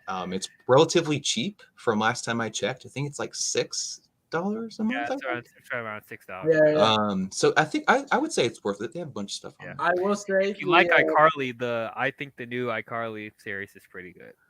I'm very skeptical about watching it because I grew up with the show and I'm just I don't know. Yeah, I was skeptical about it too. But It wasn't Cinemacon- Lucasfilm, it was Don Bluth. Cinemacon has closed out for the day, and Did they drop anything? they did preview the new trailer for Jurassic Park. They didn't drop it? let's see, one person said, got chills just watching that latest sizzle. This might actually be the best one since the original. Lots of action and heart. Eric David said, they just showed the new trailer and it's wild. A few nods to previous films. Seems to revolve around rescuing a baby raptor and a line, everybody hold on to something. Oh wait, the second movie? Or Wait, so the plot is about them trying to save a baby raptor? that's it seems to revolve around Oh, rescuing. it's probably Owen trying to save Blue's baby. So Blue probably dies in this movie. No, don't kill out Blue. I think they're gonna kill I think Blue. they're I gonna think they're kill gonna kill Blue. Yeah. Or they'll fake it out until the end of the movie. Or something. I don't You're know. right. Do something along I those mean, I'm lines. saying they would all risk their lives to save one baby raptor. That raptor is the key to Yeah, Jeff saving the Goldblum. world. Raptor's the chosen one. Hey, Jeff Goldblum and Julianne Moore risk San Diego's safety over baby T-Rex. So. I mean, that is true. A lot of the plot revolved around saving the baby. Yo, that is true. The Lost World was all about saving the baby T-Rex. I love that movie. I know I a do lot too. of people don't like that movie. but Vince I love Vaughn. I do not. Great. it. It's great. Oh, Vince Vaughn's not that great in the movie. I'd like to see the return of Spinosaurus in this movie. Don't ever say that again. I wouldn't mind seeing the Spinosaurus come back if they actually did it right, where they'd try to make Spinosaurus look better than the T-Rex. Yeah, made him a kaiju monster. Like, no. Fuck this shit. No, I will say too. There's that. Oh, that's why they're saving the baby. That's why the plot. That somebody captures baby Blue. Someone steals Blue's baby. They have to go get the baby back. So you know what I'm thinking? I'm thinking since they don't have the fossil from the Indo-Rex anymore, since the last movie they crushed it. I'm thinking they probably try to steal another dinosaur. The people who create dinosaurs to try to. Why would they want to make more dinosaurs though? They're already running around the place. Maybe they're trying to create like a what is it? One of the mutant dinosaurs to kind of contain. I don't know. Maybe they're trying to militarize. You remember in the last movie? Remember in the last movie they were talking about militarizing dinosaurs and stuff. Yep. So I'm thinking they might do that to go up against. Oh, they create a dinosaur that'll kill the other dinosaurs. That was just like one species, kind of. That would be kind of interesting. But they did say we won't be getting any more hybrid dinosaurs. Right. Thank God. No more of that, please. But speaking of Apple TV, yes, Ibram, and I'm looking forward to that. Dinosaurs Prehistoric Planet. It's coming out. It's like a documentary, 5-night series, epic CGI, all that type of stuff. There is baby T-Rexes and a T-Rex swimming. There is a mama T-Rex swimming with her babies in the ocean. And it is, I flipped out. I was like, they swim? Excited. They swim? With their little, and then there's another one with the colorful little arms that spread out to giant. Oh, I can't wait. I love that. I think you rewatched it at least 50 times. I really, really like that trailer. No, they have a lot of good stuff on Apple TV, but other than Halo, I mean, that's pretty much my thoughts on Halo. Did you guys want to talk about your thoughts on it? I don't care to talk about it. RJ. man. Yeah, I I'm do feel your pain. I feel I'm you, with man. you. I'm I with feel you. you. Yeah, I think so far it's a pretty solid show. As I said, have very little knowledge about the source material going in, so I think it's doing a good job keeping someone like me, keeping interest for me. That's someone that's not huge into the games. Do still feel like it's a bit slow in parts, slower yeah. than I thought it was going to be. Um, Every time This- Quan shows up. yeah, pretty much. But I think the action is still good. I think the world building that they're doing in this show is pretty interesting.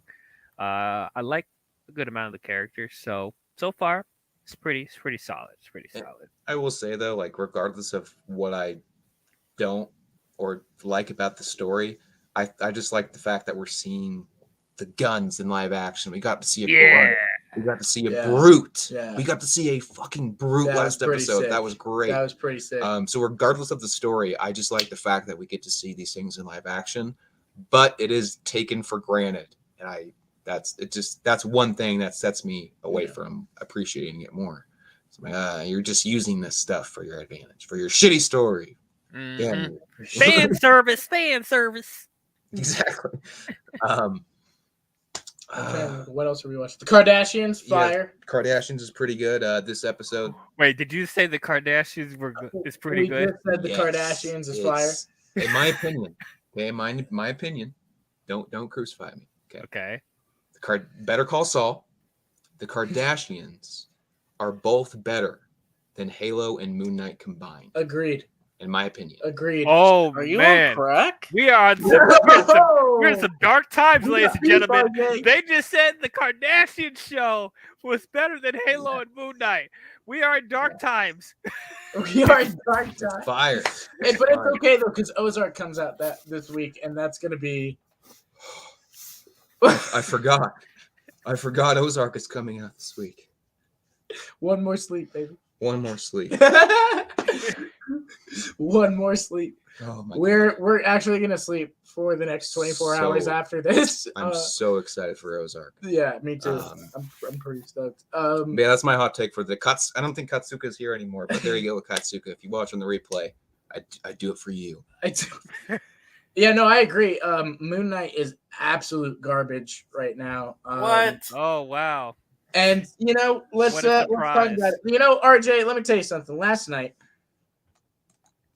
as me and Bradley usually do, we take our midnight stroll to the dispensary to grab our to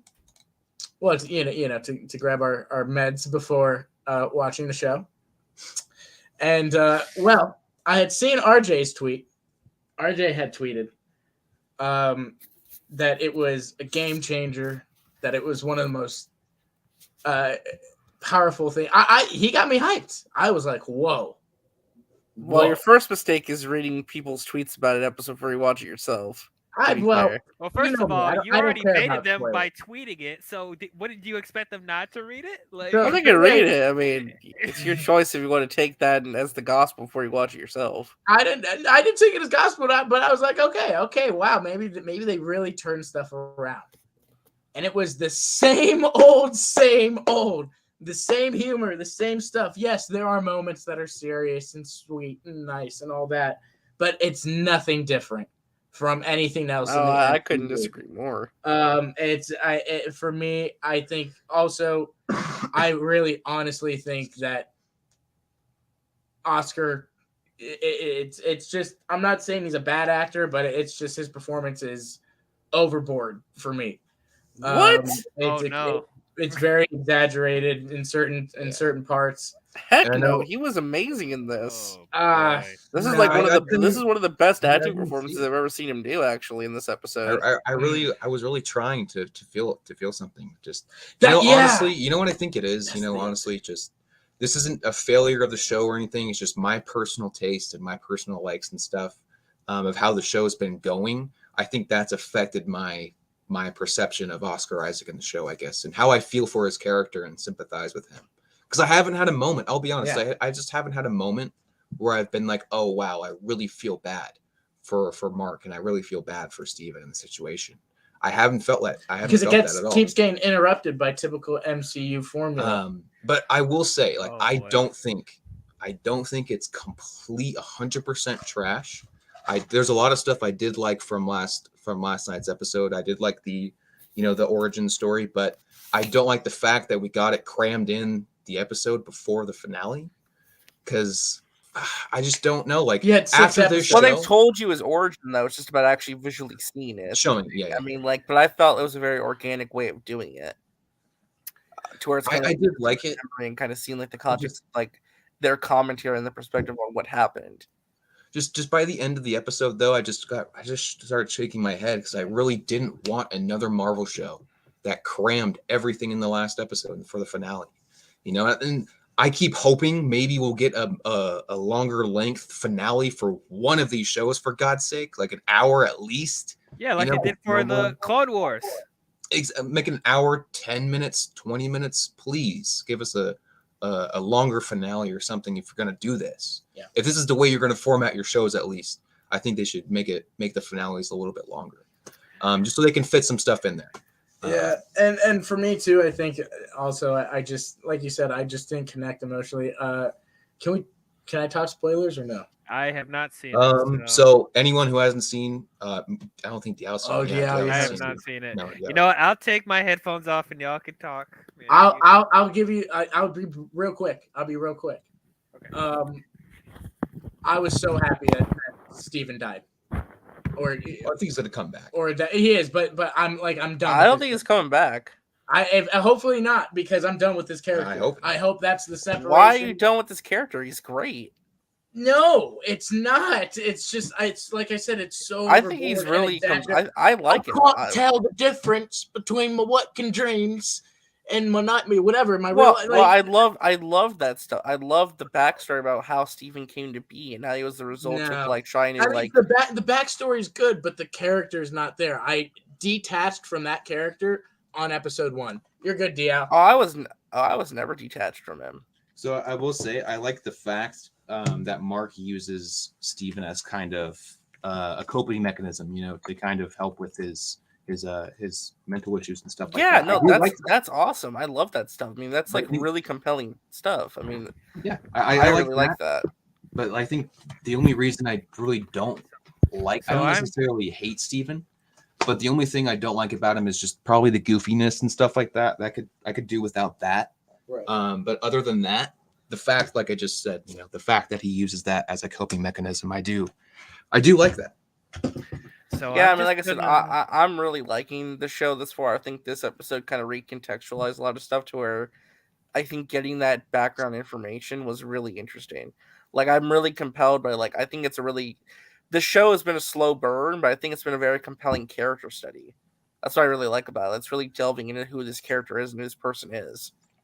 So I'm just gonna wait till all the episodes air, and I'll just binge it. My expectations are. Really I'd probably low just start now. binging. I would just start binging expectations. I am not starting to binge it now. There's nothing convincing me that I should be Well, I can watch the finale this. when it drops. I mean, you can watch the finale when it drops.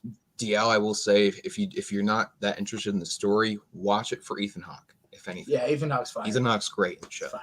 He's my favorite part of the He show. is. He really. That's why I will say it's not complete trash, because Ethan Hawke's great. Ethan Hawke for Omni-Man. See, no. Sorry, no. But Samir, I don't know if you heard me, but first I kind of said it kind of reflects on my personal liking of how the story is going, how the characters, just how they act and how I don't like how they act and stuff like that. That's why I don't connect emotionally. Yeah. I just don't really like where the story is going, and I don't like what they've shown me, and that's just why I don't connect emotionally. I know last night I did say, I felt like, he did phone in some of his performance, and that's just my personal opinion. But I didn't say that for the whole episode. Like, I don't feel like that for the whole episode. But there was some moments, kind of like how I feel, and I've kind of gone over this when I saw the Batman, kind of like how I feel with Paul Dano in the Batman. I feel it's just very over the top at some points, and just too over the top for my liking. But that doesn't reflect on them. That doesn't mean they did a bad job. Okay, that just means that. I mean, honestly, the only thing I'm still kind of mixed on, like the only thing I really didn't necessarily like, I wish there would have been a stronger finish to this episode. That way, like a stronger setup for the finale. Like, because there's so many things the finale has to do now to like wrap up the story. I'm not sure how they can do it with the time allotted to them, but that could be resolved if there's a second season. We finish one chapter of this, we get a second season, or if it's like a really long finale. You Either think they'll or, do a second season? there might be. I'd be shocked if there wasn't. Same. I think that Loki and this will probably be the first shows to get the Moon They Knight. should. I mean, I feel like Moon Knight probably works better as a character that does do TV stuff. I mean, the second season could be all about Bushman and everything, so why Especially not? the fact that Oscar Isaac is only contracted to do Moon Knight. I think that's a perfect way to kind of keep him on, just keep doing Moon Knight for a while, and slowly kind of integrate. Maybe if he's up to that. Man, Integrate other he's busy. Like between He's a very busy Dune guy. and Spider-Verse and Well, this- Dune, his character is dead, so it really doesn't matter. Oh, I forgot. Yeah, I forgot. He's done with Dune. He's probably going to be in one scene for Paul, and that'll be it. Mm. But yeah, that's pretty much all I have to say about Moon Knight. Is there any last thoughts? from anyone? Man, like I really want these shows to be good. I really want to enjoy them. They're hyping Just- good Disney Plus shows. That's the thing. Like, Good for everyone's you, just- man. I mean, What If was I liked What If, but that's it.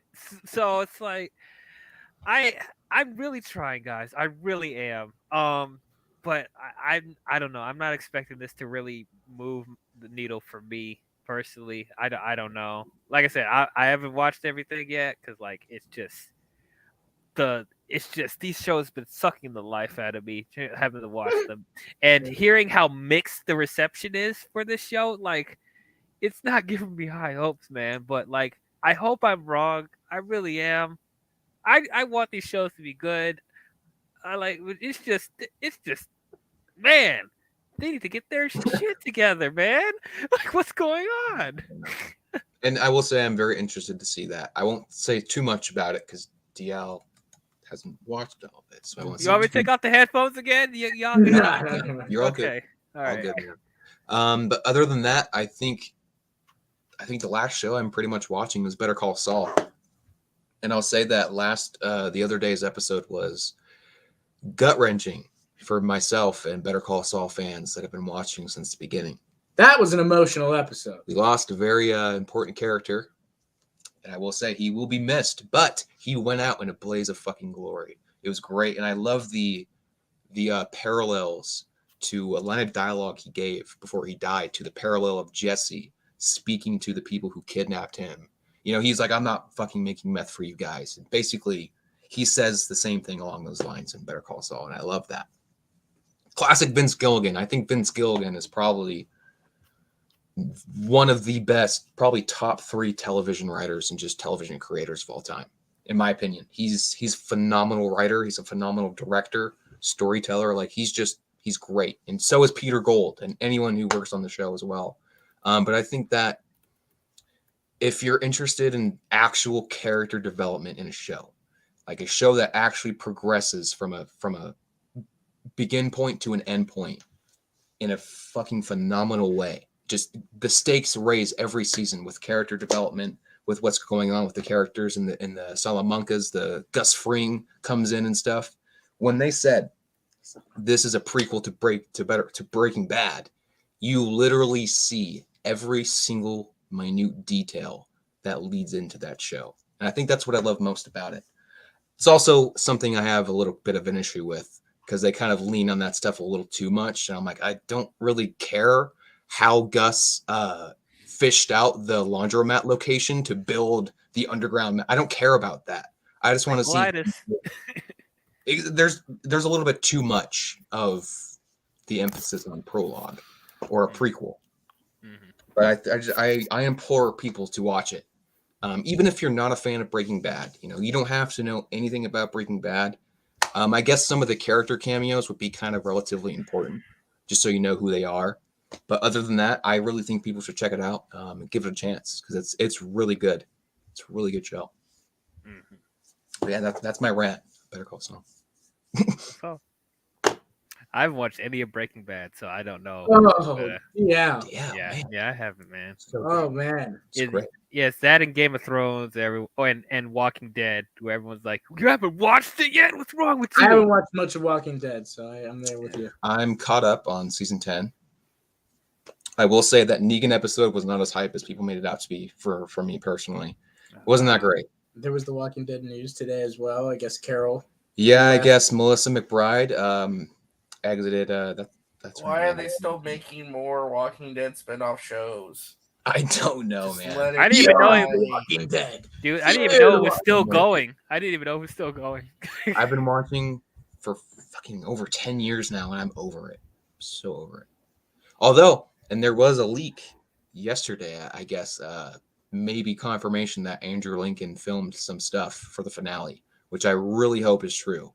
And apparently, I guess we get to catch up with him in like a gunfight or something along those lines, and he shows up. And I think it'd be a mistake not to have the show's main antagonist that you started out with for The final episode. 8. He was in 8 seasons, I believe. It would be a mistake not to have him in the finale. That would be like Michael Scott not showing up in The Office. Even though I do have issues with that finale. It's perfect. No, it's not perfect. I cry. More Michael. There's More Michael. barely any Michael in that finale. I hate it. I think it's just enough. There's like 5 minutes of Michael. I want more. Need more. We are getting another season of Fargo that's in development after Noah Hawley's done with Alien, I believe. Yeah. You'll get actually no, I think Alien. he's working on our Fargo right now. I'm not sure. But yeah, that's pretty much it. Any last recommendations you guys have been watching? And I haven't really been watching a lot of series recently. I mean, other than iCarly, which I do recommend for people that like the original show. I think you'll enjoy this new series because I want it is. to Yeah. hear her say. I want to hear Carly say "fuck." I don't. She does not say fuck. She does say shit and damn and bitch and yeah. See, that's the Whoa. thing. That's the thing that's She does. setting me Oh, from it. it's close enough, you know. Yeah. Like- No, bitch is good enough for me. I want to hear her call somebody "you bitch." Like, Bro, when she says it, it's literally like a slap. It's literally like you got slapped. She just says it out of nowhere. It's like, whoa, thing- she's the an one adult thing- now. I guess the one thing I'm not gonna watch it. I never will watch it for one factor. Sam ain't in it. iCarly ain't iCarly without Sam, and I Okay. know why she doesn't come back, and I Yeah, don't you fault know why. don't fault her for that at all. And I'm glad she did. I'm glad she stood her ground and didn't come back. But that's just the one reason I have no interest. I love Sam. All right, well, guess We what? all- Hot take for you, Sam fans. You better get ready. I can't stand Sam. I hate her. I can see why. can I definitely- tried, getting ready for the new series. Like I went back and rewatched the original, and like literally at least like the first two, first 2 seasons, she is excruciating to watch. Oh my god, she was. I mean, not like her acting was bad. Like Jeanette McCurdy was, she was doing great with the acting. She did the best with what she was given, but the character was so unlikable. I don't know how people like this character. I really don't. She is so mean for no reason. And she's not even funny. Like you could be mean and be funny. She's not even funny. She's just obnoxious. She's annoying. She's disgusting. I can't stand this character. I really don't like her. And Gibby's not disgusting. Gibby is disgusting, but he's funny. I He's know, I'm doing likable. He's cute. Sam's kind of cute, but she's not likable. She's excruciating. Granted, Oh my she God. does get better in the later half seasons. She's not as bad, but I still don't think she's a good character. I feel the same way how I feel about Freddy. I can't stand Freddy. I feel bad for Freddy because Sam's like just attacking him all throughout I the love show. Have Oh, Freddy. I love Freddy, man. Have Freddy. Man.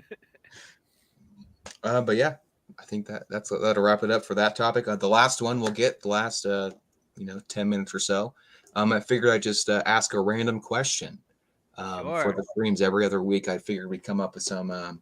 Burgers and fries. I had 2 actually, but I'll save the next one for next week. But the last question for us tonight, I'll let you guys take it over, and I'll save mine for last. Let you guys take over for a minute. My voice is kind of going out. What do you guys want and expect to see out of the next Star Wars trilogy. Go. Who wants to go first? Yeah, anyone can start. Because I already have an idea. They're not going to make another trilogy. That's the first off. They're not going to. It's just going I to be think they will. standalone films. At least the next decade, there'll be standalone films by Yeah, I think it'll individual be a while filmmakers. until they get to that point. But I think eventually they will. Eventually they'll get to a point where they make another trilogy. If you want to do another trilogy, easiest route you can go is I don't think you go into the future. I think you leave the future alone for a while. I would go into the past and do a Darth Revan trilogy. I would love that. Yeah. Knights of the Old Republic. I would do someone that's the Old Republic or the High Republic era. Yeah, Yeah. I would do the story of Darth Revan, his rise to become Darth Revan, his fall. Now he becomes Jedi once more. Yeah, that would be awesome. I'm kind of with you on that. I hope they don't go in the future. I think it's a little too soon to go in the future, especially when you have the last movie pretty much culminate the Skywalker saga. I mean, you could do a sequel trilogy, the sequel trilogy with Rey, Finn, and Poe, but you would have to pay those actors a lot of money. You have to make sure that story's planned out way in advance for each movie and make them all get on board with that because it's going to take a lot to convince them. I think for that, what they should do is do a similar thing with Clone Wars and do an animated show that takes place after the sequel trilogy and have them be the focus and have them have better development as characters so people will warm up to them again. And then maybe in the future, if the actors want to come back for live action stuff, like people will be more open to it because the show enhanced their viewing of the sequel trilogy. Yeah. Yes. But another thing I think they should do as well, because Kevin Feige, today officially he's on a retreat planning out, the next pretty much decade of Marvel movies. They need to do that with the trilogy. Mm-hmm. They need to, if they're gonna do a next trilogy, they need to go to Skywalker fucking Ranch and sit there for however long you need and make a cohesive trilogy. I agree. Now, what I want to see for future, first of all, I think they need to get away from the trilogy formula because, like, that's been making them stagnant to an extent. Like, I mean, I don't think we need to have just a trilogy every time, but I know that's like as far as like them making a epic story, that's like the standard for most franchises, so it's fine. But I'm the complete opposite of you guys. I think they do need to go into the future because we keep going back to the past a lot. Well, and I know there's a lot of lore with the extended universes and stuff like that they can go back to. That's interesting that Star Wars fans love, but I want them to go so far to the future to not worry about them be getting touchy with characters that people love. I think them going into the future, they will be able to tell new stories and make new characters, come up with their own thing, and like they can also play with concepts from the older movies and stuff. Like they can come up with new concepts, like what if the way of the Sith and the Jedi was a foreign concept, as like the dark side and the light side had to work together for some sort of like have to team up against a bigger threat, maybe like play with the stuff with light and dark. So you want the Godzilla versus Kong in Star Wars? The what? So you want Godzilla versus Kong in Star Wars? I don't know if that's a good like comparison. I don't know if it's. I know exactly how you're going with that, but but what specifically, I think they should do like a I guess a lot of people wanted to see like a Knights of Old Republic type of thing, like see a lot of Jedi or Sith, like actually not being extinct, like seeing a whole bunch of Jedi and Sith, or like dark side users, light side users existing, is like we can actually see epic lightsaber battles and stuff like that. But yeah, whatever they decide to do, like I think we should go into the future and just tell new stories with new characters, because I really am tired of them going back to the same well over and over again. We're stuck in the same sandbox. And granted, as I said, I know there's lore out there that people really like from the extended universe that they can go into. But I really do think Star Wars needs to Well, tell new stories. So I would agree on the point you brought up of they need to go with the more original route. If they go with the next trilogy and it takes place in the future, I don't think they should involve Rey. If you're gonna conclude the Skywalker saga and her being named Skywalker, that's kind of implication for me enough that her arc ends with that arc as well. So I don't need Rey in the next movies. If she's in them, cool. Whatever capacity she's in, I'll wait to see that to hold judgment on that.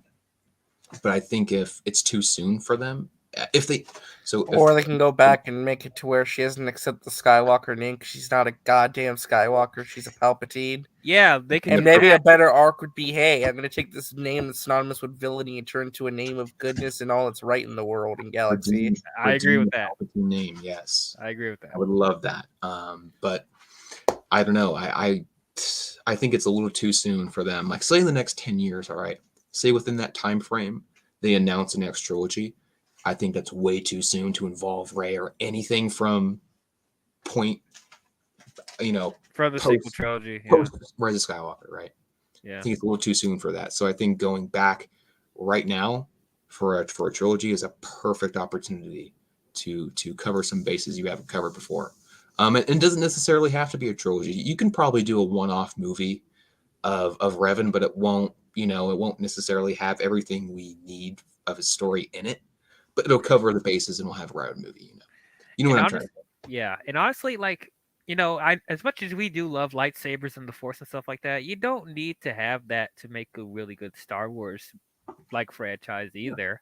I mean, it enhances it, of course, but like this is their opportunity to tell like stories with regular people. Bounty hunters, like soldiers, regular people having to, so other aliens. They could go into so many different, directions with Star Wars. It doesn't just have to go back to, Jedi and Sith and dark side and light. Well, they could do a lot. There's a lot they can do going forward, going back or forward. Back or forward. I really want them to go forward. We've been going back so many times. Go forward. Whether it's with Rey, Finn, and Poe, like whatever, but it's like tell new stories. I'll say I will agree with that, but I do think and I will say this too. As much as I love seeing every little piece of information, every little detail that we haven't seen yet, like take for instance the Sarlacc pit scene with Boba Fett. We knew that happened, but we got to see it, and it was satisfying to see that. I do think that we don't need to see everything that we know happened in the Star Wars universe or in any franchise. I don't need to see everything. Kind of like what I was talking about with Better Call Saul. I don't need to see every little minute detail that leads into this, that leads into that. It's just I feel like you're kind of wasting time.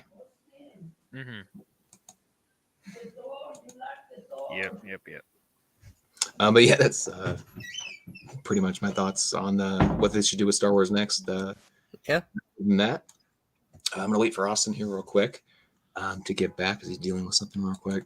Let's see.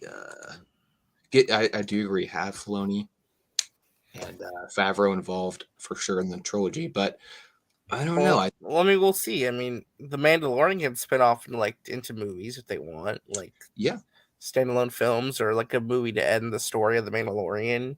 I mean, they've been talking about wanting to do like a Mandalorian movie. They could do that if they want to.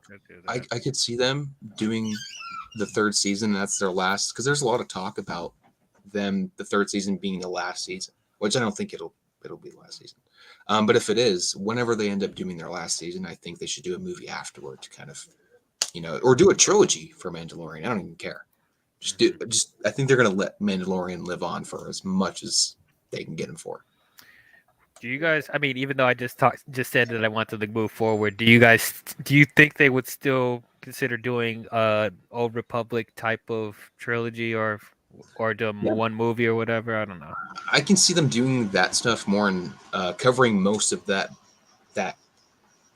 time era in series format. I can see them doing that. I can see them doing a trilogy based in that time area, but I think they'll cover most of that in series probably. Because I would love to, as I said, I would love to see an all-out war between a whole bunch of Jedi and a whole bunch of Sith. Like that. That's something we have not seen in live action before. So that would be amazing. I'm more excited for Acolyte show than Obi-Wan. Honestly, That's I'm really interested in Acolyte. I am interested to see that. I don't know. I don't think it's going to be about Plagueis like everybody thinks it is. I kind of hope it is, but I kind of hope it isn't at the same time. I mean, I thought Last Jedi was going to do Plagueis too, so I'm not getting my hopes up with that. So, I kind of want it to be its own thing, to be honest. yeah, Sometimes I think we don't need to see everything. I agree. What's up, Jeffrey? You just got here. Where's Max? Max is in an old facility right now. He's in an old folks facility right now. Yep. He's in about the 6 old folks o'clock. home. He's getting fed Jello right now. He's okay. Yeah. And all of the old people in the community are there with him playing bingo. It's okay. Yep. We're taking over. We are. Take it over. Like I said. Bye Like I said in the beginning, we're the new rebellion. It's okay. We're that new blood. Exactly. Leave some mystery in Star Wars. Leave some mystery in Marvel, DC, all these franchises. Leave some mystery in them. Mm-hmm. That goes for characters too. I don't need to see every little detail about a character. Exactly. Like Sarlacc pit, crazy how it couldn't drag Lando down into it, but it could grab the Slave One and pull it down. That scene, I hated that scene when he literally. Oh, you hated it? He was almost inside the Sarlacc pit. So, what are you doing? What's going on? I don't know. I just didn't like that scene. But other than that, I think that'll close out for today. We've been going for about 2 hours. As always, thank you, DL, and thank you for RJ for coming on. It's your first time. Yeah, absolutely. Yeah. Much love, man. Go check out Marvel Mania and Resident Justice. Go give him a sub. He's an awesome guy. We love RJ, and we love DL too. And go check out DL's channel as well. Give these Absolutely. guys. Thank you for having me on. Of course, always. Yeah. Give these guys some support. Awesome channels. And we'll be back in 2 weeks for some other stuff. Some updates on the Amber Heard and Johnny Depp situation, of course. Hopefully, no updates on Ezra Miller. Hope not. Whatever comes out, we'll be talking about that in a few weeks. But other than that, much love and appreciation to you all. Peace.